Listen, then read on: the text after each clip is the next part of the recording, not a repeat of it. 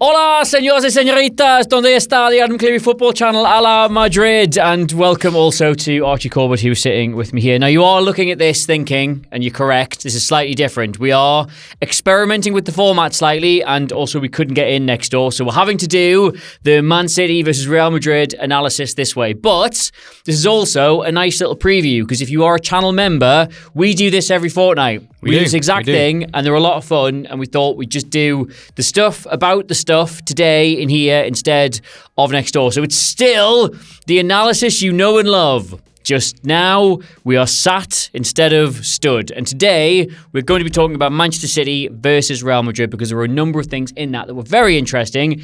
In particular, Nico O'Reilly, who I now love, and Nico Gonzalez, who you now love. I do indeed. So it's going to be sort of a two Nico format. I did have something planned about pressing structures and how Madrid got out of them, but it was incredibly uninteresting compared to the game of who's marking Nico O'Reilly. We're going to play in a little bit. Look forward to that.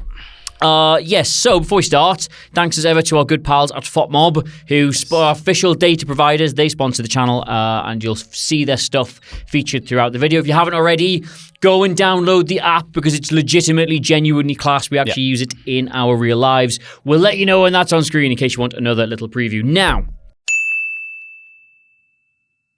Man City versus Real Madrid. This is like, what, the sixth time in 3 months they've played this game? It feels or that way. Isn't it? Yeah.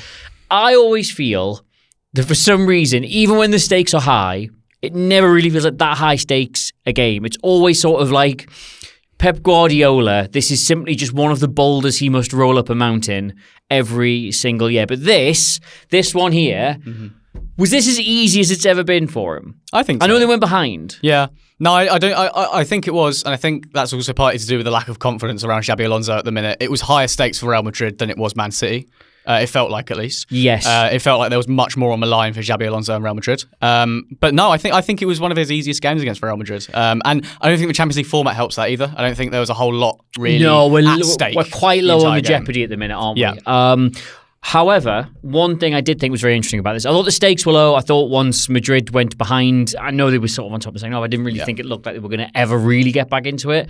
The changes Alonso made weren't really that effective. I still think it's really funny that Madrid effectively play a 4-4-2 in possession as well as out of possession. But Nico O'Reilly really did catch my eye, and I prepared some material to show you just how impactful he was in this game of football. So, Archie, if you'd care to begin rolling the footage, we shall demonstrate that thusly. Now, this is a poll. This is all stationary. So, just run this through. You will see here, City, when they had the ball, they were in a 3-1-6, which is very exciting. Just pause it there. I think we got used to the 3-2-5, the City doing a box midfield, things like that. Now we are so used to seeing 6 players in the attacking line, and I get it to an extent. Like, you've still got 4 players behind the ball. It's still quite stable in all of this. Teams very rarely will, actually commit that many plays forward when you press them in. But City love now this season to do this 3-1-6. And at the start, especially during the Club World Cup, it looked like their plan was to have all the width come from the fullbacks. They were going to condense everybody else in the middle. Then you had Nunez on one side, Alt-Nouri on the other. They would basically stretch everything out. Now, he tweaks this a lot. That's actually the rest of the back three are part of that 3. But if you just look at the position of Nico O'Reilly, can you spot him? Can you see him? Can you spot him? He's the inside forward, basically, on the left-hand side there. You've got Doku providing the width. Doku's very good out there. And then Riley's in the middle. Now, run it forward. Yep. Madrid's counter to this, their plan in this game was to defend in what was effectively a 4-4-2. That's about as classic a 4-4-2 as you're ever going to get. Pause it again for me, please. But you'll see already, it's a little bit wonky. The coverage on the right-hand side of the middle 4 is not the same as the 4 at the back. That's already tucked in absolutely loads. They can't really decide whose responsibility that is to look after Nico O'Reilly. Because if you've got 6 there, really what they should do is have a back 5. Yeah. Now, I'm not saying Real Madrid should go to a back 5 inherently, but if you look at, that's Rodrygo there, isn't it? Yes. Now, if you run this forward, I've already decided to do a clever little zoom in on this, right? If you look at our pal, Rodrygo there, what is he doing? That's Nico O'Reilly, and he is blindly pointing. Now, you play football. Yes, badly. Does anything do your tits in more than a blind He's there. Well, I'm the blind pointer. Are you the blind normally. pointer? Yeah, right. Well, it absolutely does my bun in when I watch it, right? This is Rodrygo should really, it's going to sound ridiculous, he should really be in that space between the two defenders. Or they should have come up with some sort of off-the-ball system that allows either him to be effectively the right back, and then I think that's Valverde to tuck in. Whatever it's going to be, you should not be leaving that sort of gap there just because you've got one player wandered into that space. And Nico O'Reilly spent this entire match I've slipped off the armrest there, it's quite embarrassing, just wandering into space and not being tracked or found by any of the Real Madrid players. And this led to every single major thing Man City did in this game. Interesting. Roll the footage, please. Yes, I shall. There's also, I will just say, but I'll warn you all, because I've told you about this before, there's something at the end of this, which in my opinion is an absolute crease. Now, we're going to run this through full speed. Just let it go. Nico O'Reilly, bottom of your screen, right? Just watch him. Just watch him. Just watch him. You just keep your eyes on him all the way through, right? And he gets the ball, puts a fairly dangerous cross in. Now, we're going to run that back slower so you can see it, right? This is every single player who should be thinking about picking him up during this move. Right? It's Rodrygo there. Yep. He doesn't even look to see where he's gone. Hasn't noticed. Doesn't even look. Now, he gets the attention of the midfielder, so he jogs over. Oh, yeah, I'll stick with him. Yeah, okay, that's my responsibility. He just loses him completely. There's another blind point from Valverde. Then the centre-back has to come across. Pause it there. That is 4 players. All he's done is jog gently from inside his own half to the edge of the box. 4 players who at any point could decide, okay, I'm going to go with him.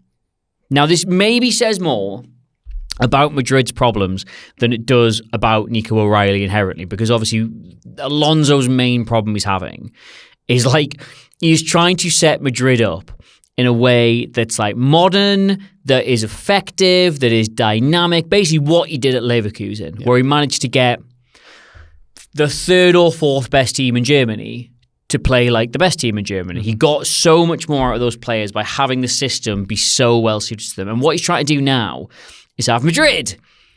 He wants to get more out of them. He wants them to play above themselves. He wants them to get to the last stage of the championship. He's probably got the 3rd or 4th best team in Europe, and he wants them to play like they're the best. But if you watch there's not a single player in that Real Madrid side who appears to really either A, take instruction all that well, or B, just take responsibility in the moment regardless. Yeah. And I think, genuinely, Guardiola, who, if you think of the superstars he's had to work with over the years, and yet has still got a reputation for being a really insane system manager, making them do weird formations and stand in weird places, that he must find that so funny because he's never had that problem. So Nico O'Reilly's job was just to wander through these different markers, these different lines of defence, all these different spaces, and then either take the ball with him or get on it in a dangerous position. Now, this thing we've just shown you here, that's from really early on in the game. Yeah. And I would think Alonso must have looked at it and thought, well, there's probably nothing I can do about that now because nobody's going to take any responsibility for him.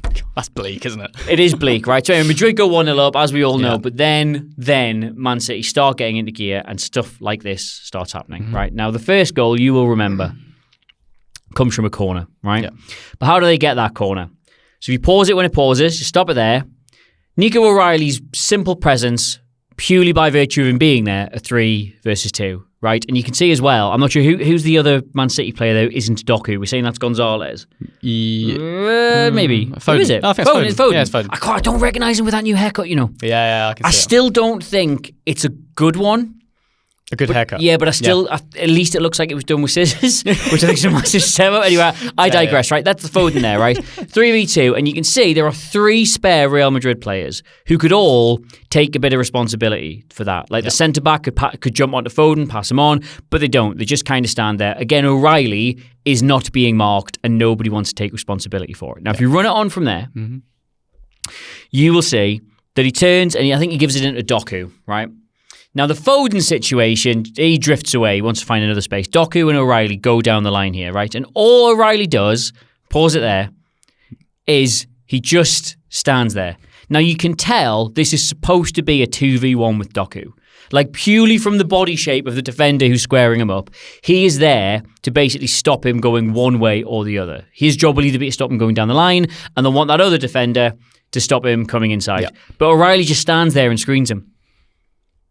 That's it. That's literally all he does. So the defender's body language there, that is a man who knows he's supposed to stop him going one side, but is not fully committing to it because he knows his pal isn't there. So all Nico O'Reilly's done is wander cleanly into just an obstructive, difficult to manage space. And again, look, there's another player directly behind them that could come over and help with this. He could pick up O'Reilly. You just move him on, and then you go double up on Doku, and they don't do it. Now, by screening him there, if you roll it on, screening him there, the obvious solution then becomes, well, you've just opened up this space. Yeah. Like, Doku's going to do whoever that is in a foot race, which inevitably he does when it starts playing. And he puts that cross in, and that's where they get the first goal from. Wow. That's literally where City get the equaliser from. We'll go to the goal in a second because obviously O'Reilly scores it. That's actually the funniest thing that happens in the whole game, in my opinion. Yeah. I'll show you. We'll come back to that. But simply by virtue of O'Reilly just sort of wandering in to that space alongside Doku, they've got no idea how to handle it, really. And it's because it looks almost so careless, the way he's just kind of wandering forwards. He's kind of just picking out these positions that are quite unorthodox, that people don't entirely know how to deal with. It's like the Calafiori stuff. It is like the Calafiori stuff. It's a player from left back. Have you Arsenal brained this? Very much so. Somehow everything's about Arsenal. It's, yeah. So yeah, I would, given that starts with a 3v2, right? Clearly, there's a necessity to organise and to reset that, and Madrid just do not do it. And O'Reilly just goes, "Oh well, I'll just stand there then. I'll stop you doubling up. I'll let him isolate you 1v1, and then that's it." Yeah. Now, give Madrid their due. They do learn from that, but they learn from that in quite possibly the worst way imaginable. Please roll the clip. So again, the ball comes out of Doku. Now, pause it there. It's another point. It's a good point. It's another blind point. Who are you telling to pick him up there? You're with him. We've said before, they've got 6 in the attacking line. You can't just pass 6 players off onto 4 defenders. Yep. Someone has to take some responsibility and drop a little deeper. It's a point with purpose, though. It's a point with purpose, but you've got to take responsibility and drop a little deeper. And then if you can't then get out, that's on the manager to fix somehow. Like, you've just got to do your job first and then work out everything else afterwards. So this is another point from Rodrygo, basically him saying, yes, I can see I'm the nearest player and I'm currently going with him, but I'm going to leave him. That's all he's saying with that point, right? We've all seen it. We've all seen it at Sunday League. We've seen it at 5-a-side. I can't believe professionals do that. Anyway, keep going. Right? So he points and inevitably he just leaves him because he has to go and double up. Now pause it there. You've got to double up on Jeremy Doku. Yeah. You've got to double up on him.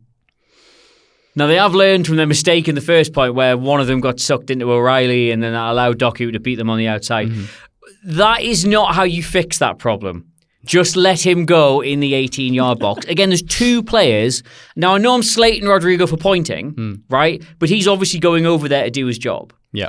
And none of the players behind him had any interest in going, oh, well, we've got to get a 2v1 out there. Yeah. So I guess someone's got to sort of step in and deal with the other player.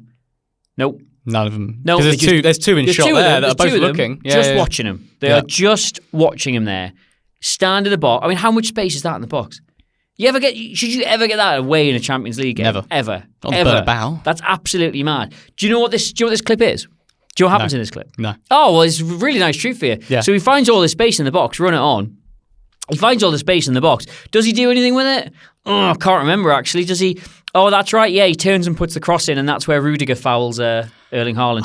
Now, if you just pause it there, we're going to go back to the goal, because I think this is the funniest thing that happens in the whole match, right? So you know how the corner, they cut out the corner, don't they, Real Madrid? Yeah. We showed how, O'Reilly allows Doku to get to the byline and puts the cross in, but it's cut out, right?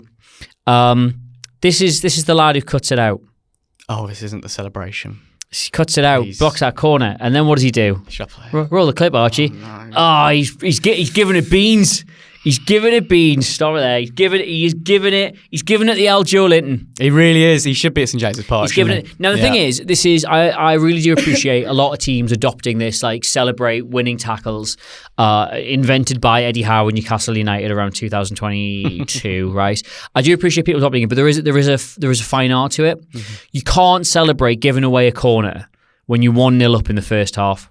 That's not how that works. Throw-ins, you've just stopped them playing. Granted, you can get the crowd up at any point then. But corners, you could only really celebrate a corner if it's really late on and you've stopped a certain goal. Yeah. Like you've tackled for the ball. You know what I mean? You've taken responsibility and you've taken someone out of the game and won the ball. And all he's done is stop a cross from an area that he should have been in anyway. Yeah, cool. So that's not that's if you're watching Real Madrid, that's not when you do that. Throw-ins anywhere, tackles anywhere, yep, fine.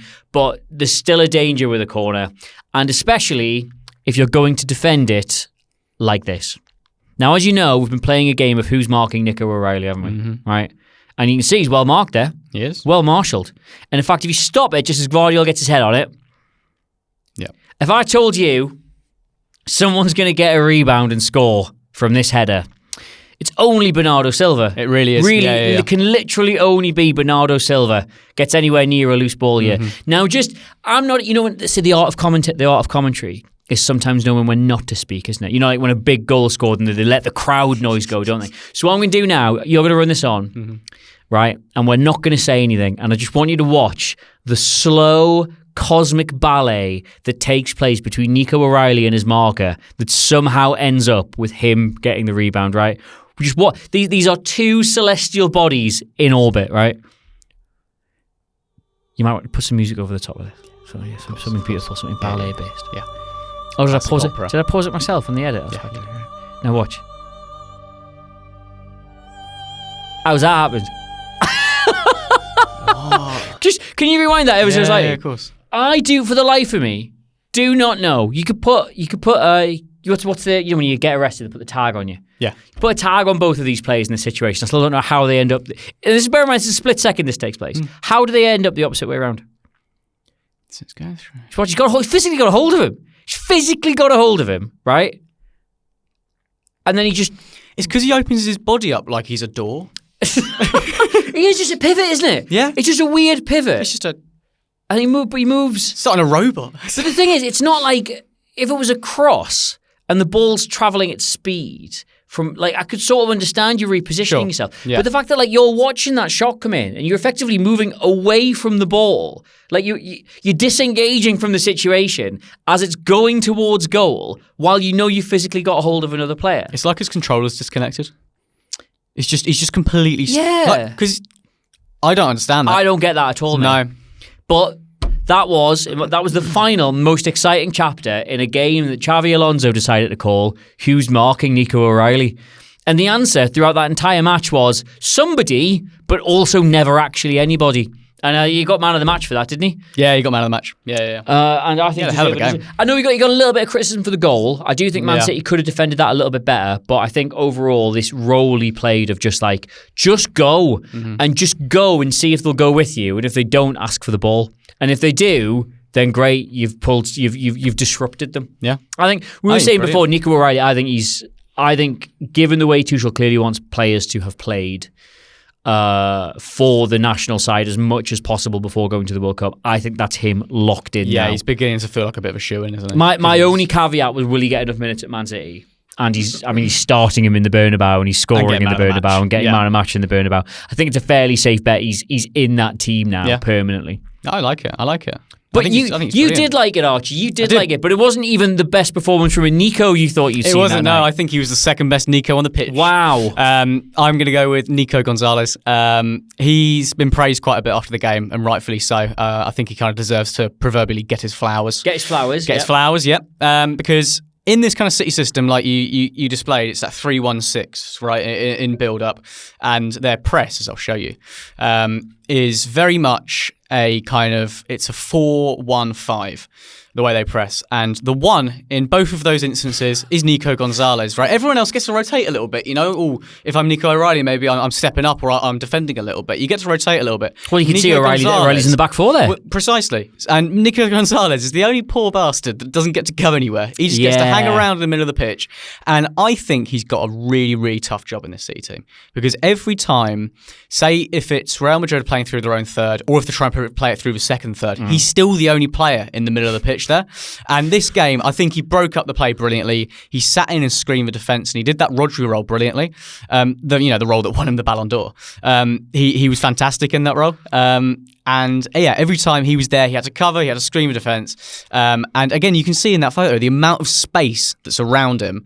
And that's actually directly after kickoff. I was going to say, this is usually the sort of highlight that you start, and then you highlight the space around Nico Gonzalez. And then what ends up happening in this clip is that there's a counter-attack. He can't cover 2 or 3 players in that space and they concede. But it's actually a positive we're highlighting here. Yeah, we are. And because every time the ball comes back, he was able to break up play because I'll show you his defensive contributions in this game. He had 14 defensive contributions across the game. Gee whiz. That's going from right to left. Bearing in mind, right, this is a man who's in central midfield with Phil Foden and Bernardo Silva. Sorry, that's so the little central cluster around the edge of the box, that's his own box. That's his own box. But those... Wow, okay. He was all over the pitch. Pushing up and pushing out. Very much so. He was all over the pitch. And like I say, their mix of having that kind of that 3-1-6 and that 4-1-5 left him so isolated, but he was just able to get everywhere. He covered so much ground during this game. And I really enjoyed his performance. I thought he was composed on the ball. He had the highest pass accuracy of any player on the pitch. He was able to break up play, like I say. And, you've got a lot of players in that Real Madrid team who want to kind of exploit that bit of area around the box where you can see most of those tackles and defensive contributions are. Your Bellinghams, your Vinnies, your Rodrygos. And that was where he was getting the most of his joy. He was able to clog up that area despite being one person. It was only him. And he did a fantastic job of it all game. And I'm just going to quickly show you Bernardo Silva and Phil Foden's defensive contributions combined for that game. And it's half the amount of Nico Gonzalez's alone. And, they're supposedly his 2 central midfielders beside him. Obviously, the way City play, they're not necessarily traditional central midfielders. But I think he's really kind of isolated and marooned in that position. And he made it his own. He looked brilliant. I really like the way he played, and I think the wider context of Rodri struggling for injuries, we spoke about it earlier, his fitness is definitely a problem. But I think, Nico Gonzalez, 23. He's come in. Still only 23? Still only 23. Came through La Masia. He's had a bit of an up-and-down career, and Pep's not really trusted him a whole lot since he came in. He was seen as a bit of a panic buy. I tell you what, if that's your panic buy, you're doing all right. I think, honestly, he was fantastic. I think Rodri's going to struggle to get back in the team. Yeah, I mean, you mentioned that. We were talking before we started filming. You think Rodri might struggle to get back in the team. I do think with the injuries he's had and sort of the false dawns on coming back, he's back for a little bit, it's another injury, back for a little bit, another injury. I do think it's sort of, it's a dereliction of your responsibility as a manager and as a club to be relying on him. If you've built the next sort of 3 or 4 years of the team in your head around him being available, I actually think that's terrible management on your part if you're not considering the possibility that maybe the level just isn't there, maybe you can't shake the injuries, maybe the availability isn't there, the consistency, stuff like that.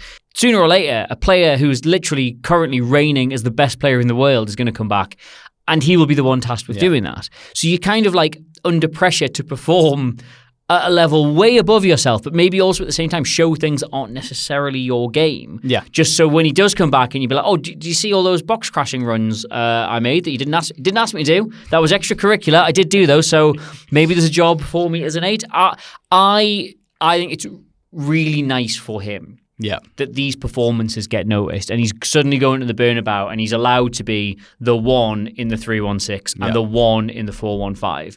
Like, Guardiola is such a weird manager to manage for, be managed by. Yes. Yeah, I can do English. That like there will be times where, I mean, look, Mateus Nunes literally could not get a game. Guardiola made some big backpedal about, did I say he was one of the best players in the world? Obviously, I didn't mean that because he's not.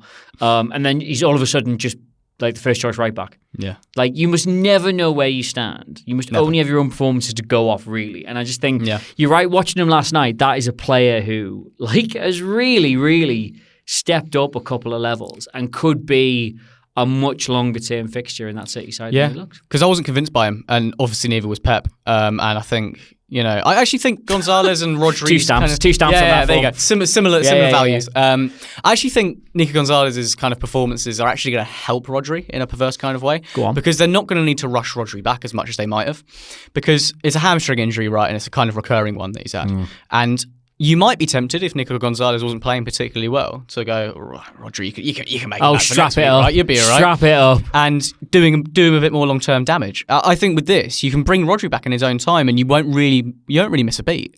So that's why Nico Gonzalez was very good. And the better of the two Nicos, but it's close.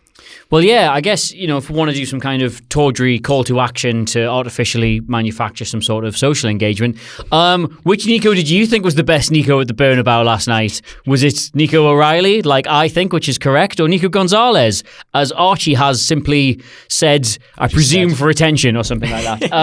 But yes, this is a different format. This is normally how we do our members live streams. Yeah. So if this has really vibed with you, please feel free to subscribe to becoming a member at ACFC. The link is all down below. We do these every other Friday, including literally tomorrow, where I have not planned it yet, but I will be talking about Liverpool moving to a diamond midfield, which I think is very weird and interesting. Anything on your agenda? Mike Penders.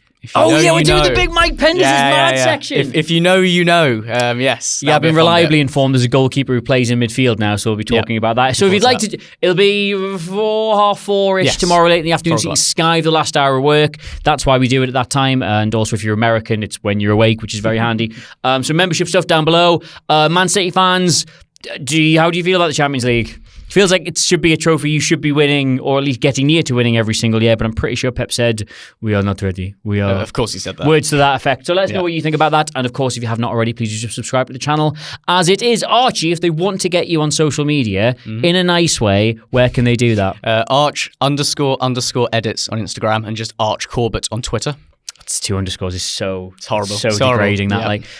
You get me at Adam Clery, CLEOI, just on everything because I got a very SEO friendly name and I'm old enough that I got in on all the websites really early. But yes, until next time, that was Man City versus Real Madrid. How long do you think that was? 30 minutes. 13? 3-0. Wow. Okay, I'm shutting up now. Goodbye.